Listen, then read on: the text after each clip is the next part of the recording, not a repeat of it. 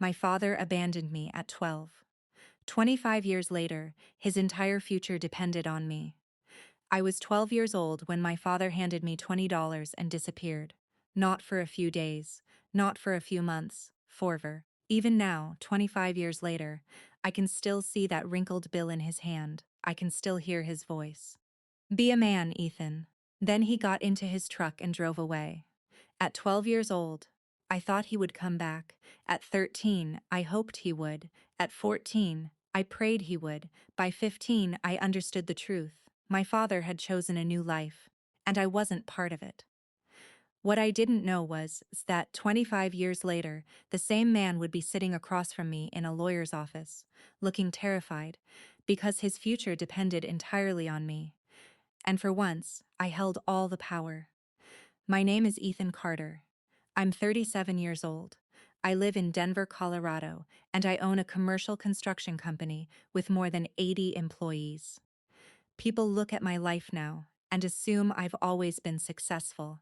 They don't see the years of pain underneath it. They don't see the abandoned kid who spent half his childhood wondering why he wasn't good enough for his own father. Growing up, there were 4 of us. My mom, Susan, my father, Richard, my older brother, Jason, and me. Jason was the golden child. I was the mistake nobody wanted to talk about, at least that's how it felt. My father never actually said those words. He didn't have to. His actions said them every day. Jason got praise. I got criticism. Jason got opportunities. I got excuses. Jason got love. I got tolerance. The difference was impossible to miss. When Jason turned 16, Dad bought him a used Mustang. When I turned 16 years later, Mom helped me buy an old Honda with money she'd saved from working double shifts. When Jason struck out during baseball games, Dad blamed the coach. When I won academic awards, Dad asked why I wasn't doing something useful instead. For years, I chased his approval, every achievement, every report card, every accomplishment. Nothing worked. I remember bringing home straight A's in 7th grade. Mom was excited. She hung my report card on the refrigerator. Dad looked at it for 3 seconds, then he shrugged. School's easy. That was it. No congratulations. No pride. Nothing. The strange thing is that I still loved him. Kids are wired that way. You can spend years hurting them, and they'll still look for reasons to love you. Then everything fell apart. When I was 12, Dad started staying out late. Mom cried herself to sleep most nights. Arguments became normal. Sometimes they lasted until 2 in the morning. One night I overheard everything. Dad was having an affair. The woman worked at a dealership nearby. Mom begged him to stop. Dad didn't even deny it. A few months later, he announced he was leaving. He sat at our kitchen table like he was discussing the weather. I'm moving out. Mom started crying. I felt sick. Jason sat silently. Then Dad said something I'll never forget. I deserve happiness. As if the rest of us didn't matter. The next morning he packed his truck. Mom stayed inside because she couldn't bear watching. Jason helped him load boxes. I stood on the porch waiting. Hoping. Maybe he'd hug me. Maybe he'd tell me he loved me. Maybe he'd promise to visit. Instead, he walked over, reached into his wallet, handed me $9, and said, "Be a man." Then he drove away. That $20 bill sat inside my dresser for years. Not because it was valuable, because it represented exactly what my father thought I was worth. The years that followed were brutal. Dad stopped paying child support regularly. Mom worked nonstop. Some months we barely survived. I watched her skip meals so I could eat. I watched her sell jewelry to pay utility bills. I watched her cry when she thought nobody was looking. Meanwhile, Dad started a new family, a new wife, a new house, a new life, and somehow he always had money for them. Just not for us. The betrayal didn't end there. My brother Jason slowly drifted toward Dad. At first, it was occasional visits, then weekends, then holidays. Eventually, I practically moved in with them. Mom was devastated. But Jason didn't care. Dad promised him things. Cars, money conscience, and Jason followed him. By the time Jason turned 21, he barely spoke to us. The last conversation we had before he disappeared from our lives still hurts. I asked him how he could abandon Mom after everything she'd done for us. He looked me straight in the eyes and said, "Because Dad actually wants me around." Then he walked away. I didn't see him again for almost 15 years. That sentence haunted me, because deep down it confirmed everything I'd feared. I wasn't wanted, not by my father, not by my brother. At 19, I left home. I worked construction during the day and attended community college classes at night. My schedule was brutal. Wake up at 5, work until 4, class until 9, homework until midnight. Repeat. Most people would have quit. I couldn't. Failure wasn't an option. Failure meant proving my father right. Every insult became fuel. Every rejection became motivation. Every painful memory became another reason to keep moving. Years passed. I learned project management, then estimating, then business operations. Eventually, I started my own construction company. The first year nearly destroyed me. The second year was slightly better. The third year finally brought profits. 10 years later, we were managing multi-million-dollar commercial projects across Colorado. For the first time in my life, I felt secure. Not rich, secure. There's a difference. I bought Mom a house, paid off her debts, made sure she'd never have to worry about money again. The day she retired was one of the happiest days of my life. She deserved peace. Unfortunately, peace didn't last. 3 years later, Mom died unexpectedly from a stroke. Losing her broke something inside me. She had been my only real family, the only person who never gave up on me. After the funeral, I felt completely alone. Then something surprising happened. A lawyer contacted me. My grandfather Harold had passed away. Now, before I continue, you need to understand something. My grandfather was my father's father, and despite my father's behavior, Grandpa Harold always treated me fairly. We weren't extremely close. But he respected hard work. He respected character. And unlike my father, he judged people by their actions, not favorites. The lawyer explained that Grandpa's estate was still being finalized. There were properties, investments, farmland, several $1 million altogether. I didn't expect anything, honestly. I assumed most of it would go to Dad and Jason. I was wrong, very wrong. According to Grandpa's will, 40% of the estate belonged to me, 30% belonged to Dad. 30% belonged to Jason. The lawyer explained why. Several years earlier, Grandpa had discovered how Dad abandoned us.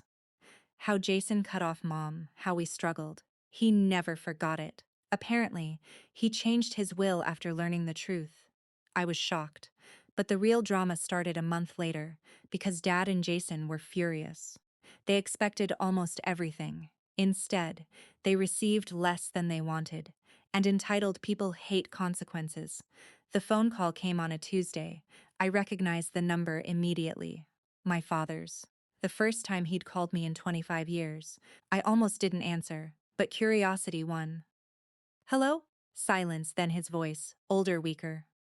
"Ethan." I hadn't heard him say my name in decades. "What do you want?" No greeting, no apology, no explanation, straight to the point. He sighed. "We need to talk. We, not I.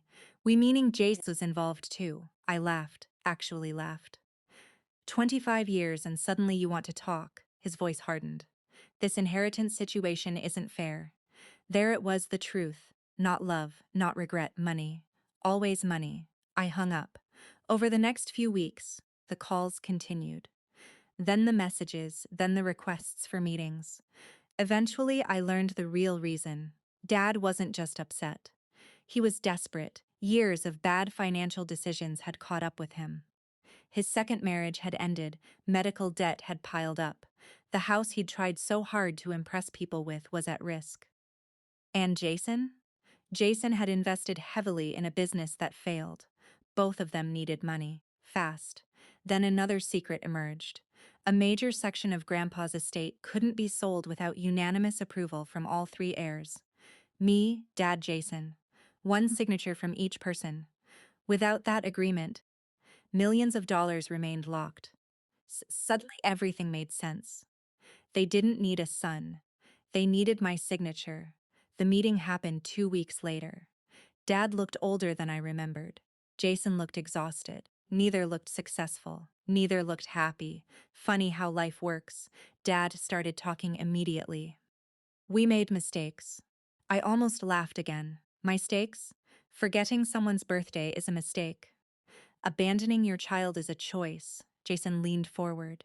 We need to move on. Move on. The favorite phrase of people who caused the damage. I looked at him. You told Mom Dad wanted you and didn't want us. His face turned red. For the first time he had no response. Dad cleared his throat. What's done is done. I stared at him. 25 years of anger. 25 years of hurt. 25 years of unanswered questions, all sitting across from me. Finally, I asked something I'd carried since childhood. Why wasn't I enough? The room became silent. Dad looked down. Then he admitted something I never expected. You reminded me of your mother. I blinked. What? He swallowed hard. Every time I looked at you, I felt guilty, so I pushed you away. I couldn't believe what I was hearing. He abandoned a child because looking at that child reminded him of his own failures. That was his reason. Not a good reason, not a complicated reason. Just selfishness. Pure selfishness. And somehow hearing it gave me closure, because I finally understood. It was never about me. I was never the problem. The lawyer eventually asked whether I would sign. I thought about Mom, the years she struggled, the birthdays he missed, the graduations, the holidays, everything. Then I said something simple. I'll sign. Both men looked relieved. Then I continued. But only after every legal condition Grandpa requested is honored. Their smiles vanished. See, Grandpa had included charitable commitments tied to the property sale, scholarships, veteran programs, community funding. Dad and Jason wanted to bypass those obligations. They couldn't. Not without me. Months passed. Every requirement was fulfilled exactly as written, every dollar accounted for, every condition honored. Only then did I sign. Not out of kindness, out of respect for Grandpa. The final irony came a year later. The charitable projects became wildly successful. Local newspapers covered them. Community leaders praised them. Grandpa's name became associated with generosity and integrity. Meanwhile, Dad and Jason received their reduced inheritance and quickly burned through much of it. Because money doesn't fix character. It only reveals it. The last time I saw my father, he looked tired, defeated, smaller somehow. Before leaving, he asked if we could start over. I thought about it. Then I told him the truth. You don't get to start over. You get to live with what you chose. Not cruel, not angry, just honest. He nodded.